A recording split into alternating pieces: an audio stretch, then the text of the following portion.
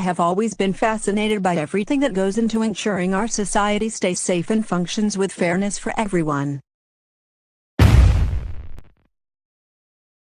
My shadowing experience of student leadership Johns Creek began with me spending a day with Rochelle Carnsdale, who is the Assistant District Attorney of Cherokee County.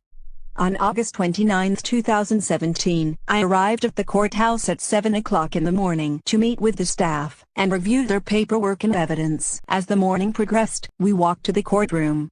I sat next to the Deputy District Attorneys during this intense murder trial.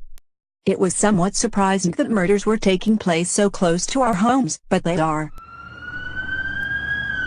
For the rest of the day I watched witnesses, listened to testimonies, and saw actual videos that were found on a cell phone from the scene where the murder took place. The deputies shared what went on behind the scenes to collect evidence for the trial. The prosecution succeeded and a guilty verdict was rendered. The trial was interesting, but I was more intrigued by the investigation that occurred prior to the actual trial.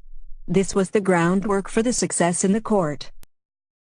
I decided that the court was not for me, so I pursued an additional shadow day at Ernst & Young with Virginia Adams, who is the head partner of Fraud and Investigation. On November 22, 2017, I met Ms. Adams at her office in Atlanta. We started with a meeting with her team to receive an overview of an investigation they were conducting. I observed tactics and documentation needed to be able to prove behavior that was not legal in this foreign corruption situation. We all went to a nice coffee house for a working lunch and discussed prior cases without names or specifics. I learned from my shadow day that I enjoy the investigation side of criminal justice.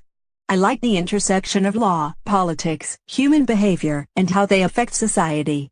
Whether it's murder, corporate fraud, or corruption, it is the investigators who solve the problems and give hope to citizens that justice will prevail.